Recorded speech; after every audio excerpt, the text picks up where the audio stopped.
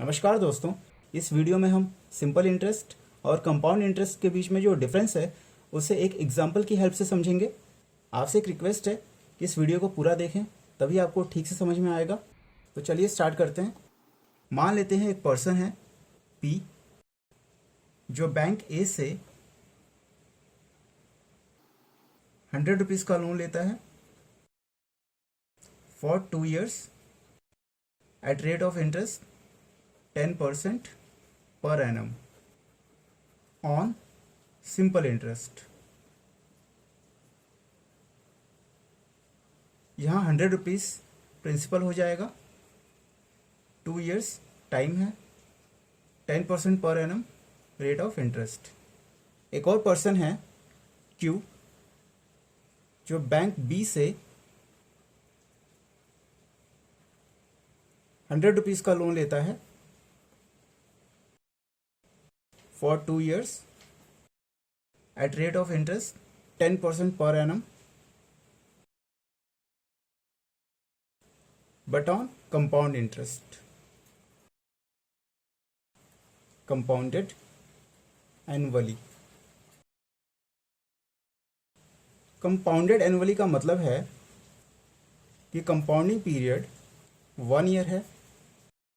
इसका मतलब है कि प्रिंसिपल हर 1 साल के बाद चेंज हो जाएगा, means P changes after every 1 year।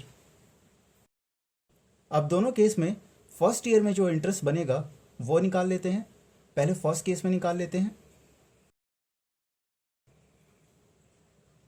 तो फर्स्ट ईयर में जो इंटरेस्ट बनेगा वो होगा 10% of principal which is equal to 10% of 100 which is equal to ₹10। तो फर्स्ट ईयर में जो इंटरेस्ट बनेगा वो होगा ₹10। अब फर्स्ट ईयर के एंड में जो अमाउंट बनेगा वो होगा प्रिंसिपल प्लस फर्स्ट ईयर में जो इंटरेस्ट बना है which is equal to 100 plus 10 which is equal to ₹110। अब सेकेंड केस में निकाल लेते हैं। सेकेंड केस में फर्स्ट ईयर में जो इंटरेस्ट बनेगा वो सेम आ जाएगा, जो कि होगा 10% of P which is equal to 10% of 100 which is equal to ₹10। अब क्योंकि दोनों केस में फर्स्ट ईयर में जो इंटरेस्ट बना है वो सेम आ चुके हैं और दोनों केस में प्रिंसिपल भी सेम है, तो फर्स्ट ईयर के एंड में जो अमाउंट बनेगा वो भी सेम आ जाएगा, जो कि होगा प्रिंसिपल प्लस फर्स्ट ईयर में जो इंटरेस्ट बना है which is equal to 100 plus 10 which is equal to ₹110। अब दोनों केस में सेकेंड ईयर में जो इंटरेस्ट बनेगा वो निकाल लेते हैं। पहले फर्स्ट केस में निकाल लेते हैं।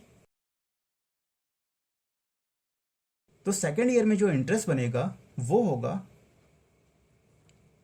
10% of principal which is equal to 10% of 100 which is equal to ₹10। Simple interest में प्रिंसिपल की वैल्यू चेंज नहीं होती है, इसलिए हमने प्रिंसिपल को सेम रखा है। अब हम फर्स्ट केस में फर्स्ट ईयर और सेकेंड ईयर में जो इंटरेस्ट बनेंगे वो निकाल चुके हैं। तो 2 years में जो सिंपल इंटरेस्ट बनेगा वो होगा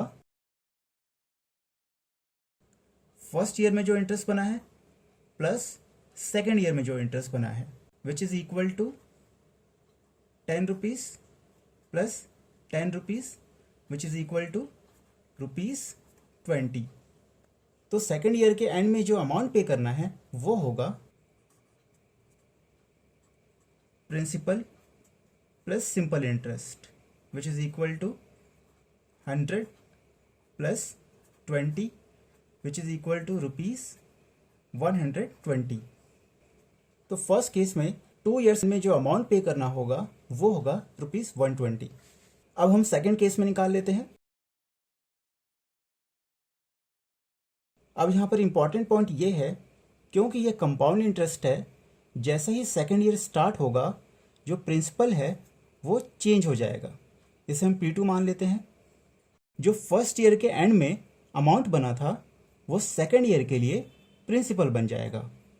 मतलब सेकेंड ईयर के लिए प्रिंसिपल हो जाएगा ₹110, और ये किसके इक्वल है? P प्लस I1 के।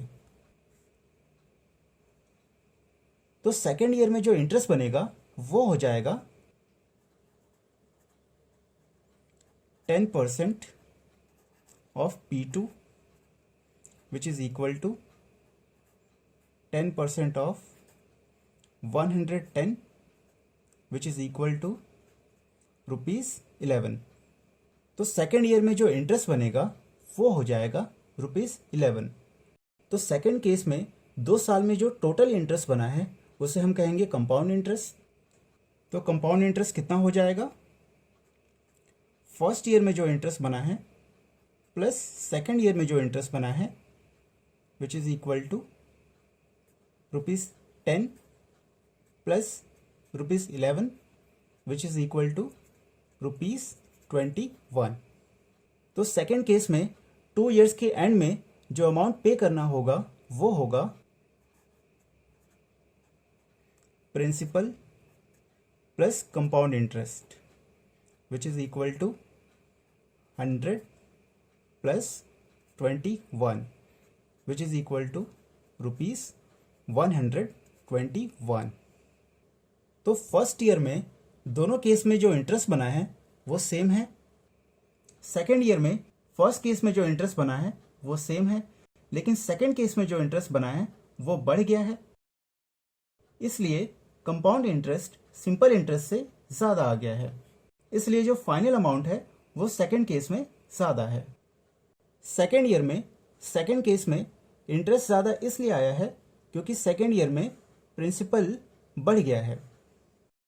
तो सिंपल इंटरेस्ट और कंपाउंड इंटरेस्ट में बेसिकली यही डिफरेंस है कि सिंपल इंटरेस्ट में प्रिंसिपल कभी चेंज नहीं होता है, बट कंपाउंड इंटरेस्ट में हर एक कंपाउंडिंग पीरियड के बाद प्रिंसिपल चेंज हो जाता है, जिसके वजह से कंपाउंड इंटरेस्ट चेंज हो जाता है और फाइनल अमाउंट भी चेंज हो जाता है। यहाँ कंपाउंडिंग पीरियड 1 ईयर है क्योंकि कंपाउंडेड एनुअली है। अगर कंपाउंडेड हाफ ईयरली होता तो कंपाउंडिंग पीरियड 6 मंथ्स हो जाता। लेकिन कंपाउंडिंग पीरियड जो भी हो, अगर हम टाइम कंपाउंडिंग पीरियड से कम लें तो सिंपल इंटरेस्ट और कंपाउंड इंटरेस्ट दोनों सेम आएंगे। लेकिन अगर हम टाइम कंपाउंडिंग पीरियड से ज़्यादा लें तो कंपाउंड इंटरेस्ट सिंपल इंटरेस्ट से ज़्यादा आएगा। लेकिन कंडीशन ये है कि जो भी टाइम गिवन है उससे पहले कोई अमाउंट पे नहीं करेंगे। जैसे यहाँ टाइम 2 ईयर्स है तो 2 ईयर्स से पहले कोई अमाउंट पे नहीं करेंगे, otherwise compound interest simple interest से कम आ सकता है। तो दोस्तों इस वीडियो में बस इतना ही। अगर आपको इस टॉपिक से रिलेटेड कोई डाउट है तो आप कमेंट बॉक्स में पूछ सकते हैं। तो दोस्तों अगर आपको ये वीडियो अच्छा लगा हो तो इसे लाइक करें, चैनल को सब्सक्राइब करके बेल आइकन प्रेस करें और इसे अपने दोस्तों के साथ ज़रूर शेयर करें ताकि उन्हें भी इस वीडियो का फ़ायदा मिल सके।